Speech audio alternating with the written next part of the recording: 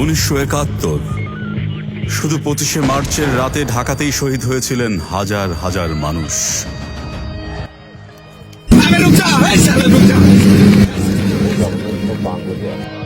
14 December হত্যা করা হয় জাতির শ্রেষ্ঠ সন্তানদের। 30 লক্ষ শহীদ ও লক্ষাধিক নারীর সম্ভ্রমের বিনিময়ে পেয়েছি বাংলাদেশ। সদ্য স্বাধীন হওয়া দেশটিকে শুনতে হয় বটমলেস বাস্কেটের মতো অপমান সূচক কিছু শব্দ, কিন্তু তাতে আমরা দমে যাইনি। সমস্যা মানে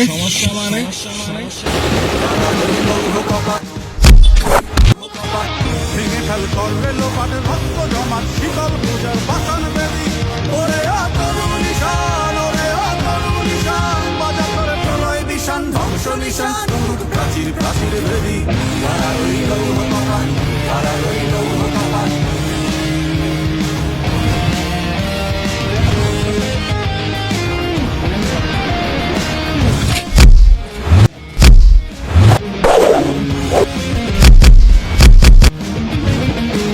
গাজনের বাজনা বাজা কে মালিক কে সে রাজা, গাজনের বাজনা বাজা কে মালিক কে সে রাজা, কে দেয় সাজা মুক্ত স্বাধীন সত্য কেড়ে, হা হা হা পায়ে হাসি, হা হা হা পায়ে হাসি, ভগবান করবে ফাঁসি সর্বনাশী শিখায় এদিন তথ্য কেড়ে, তারা রইল কপাট, তারা রইল। দারিদ্র্যের কারাগার ভেঙে অন্যদের অবজ্ঞাকে ভুল প্রমাণিত করে বাংলাদেশ এগিয়ে যাচ্ছে, এগিয়ে যাবে।